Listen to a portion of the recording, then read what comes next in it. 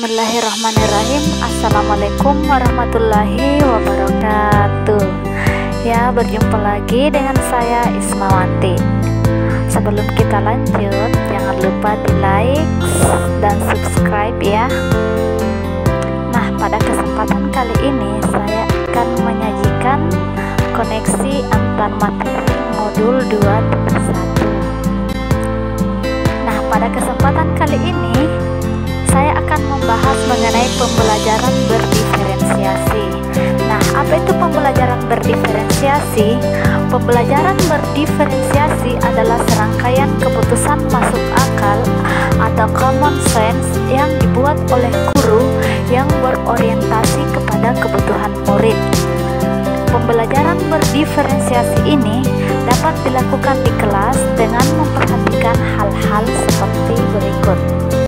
Pertama, tujuan pembelajaran didefinisikan dengan jelas agar murid mudah memahami tujuan yang akan dicapai dalam proses pembelajaran. Yang kedua, merespon kebutuhan belajar murid dengan menyesuaikan rencana pembelajaran untuk memenuhi kebutuhan belajar murid dengan menggunakan berbagai sumber, cara yang berbeda, dan penugasan serta penilaian yang berbeda tergantung dengan bagaimana keadaan murid-murid tersebut. Yang ketiga, menciptakan lingkungan belajar yang mengundang murid untuk belajar dan bekerja keras untuk mencapai tujuan belajar, dan memastikan setiap murid di kelas tahu bahwa akan selalu ada dukungan untuk mereka sepanjang proses pembelajaran. Dalam hal ini, kita harus senantiasa memandu dan memberikan bimbingan kepada murid-murid yang membutuhkan. Yang keempat, membuat manajemen kelas yang efektif.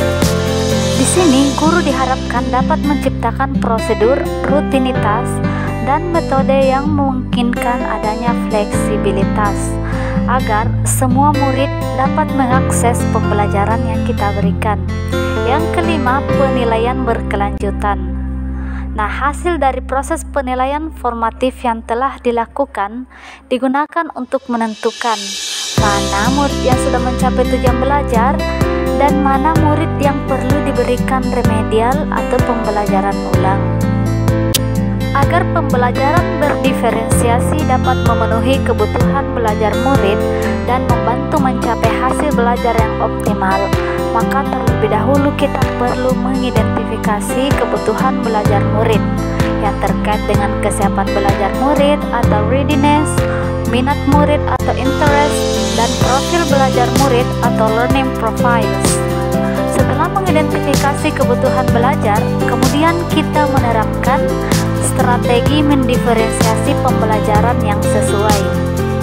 Nah, ada 3 strategi dalam mendiferensiasi pembelajaran, yaitu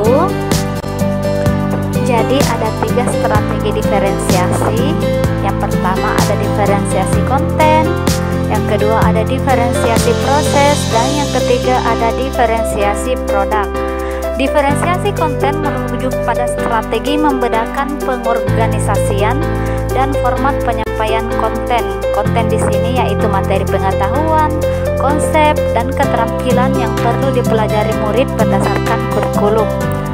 Diferensiasi proses merujuk pada strategi membedakan proses yang harus dijalani murid yang dapat memungkinkan mereka untuk berlatih dan memahami isi konten atau materi.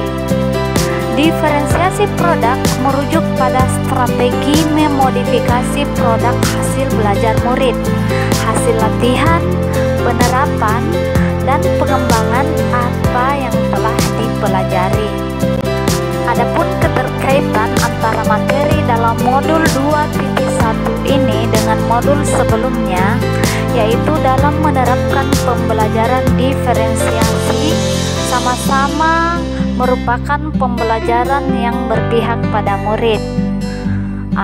Dalam berdiferensiasi juga kita harus tetap memperhatikan kodrat alam dan kodrat zaman di mana peserta didik berada, serta mengembangkan karakter yang sesuai dengan profil pelajar Pancasila. Demikianlah pemaparan saya mengenai koneksi antar materi dari modul 2.1. Terima kasih banyak atas perhatiannya, semoga memberikan manfaat. Wassalamualaikum warahmatullahi wabarakatuh.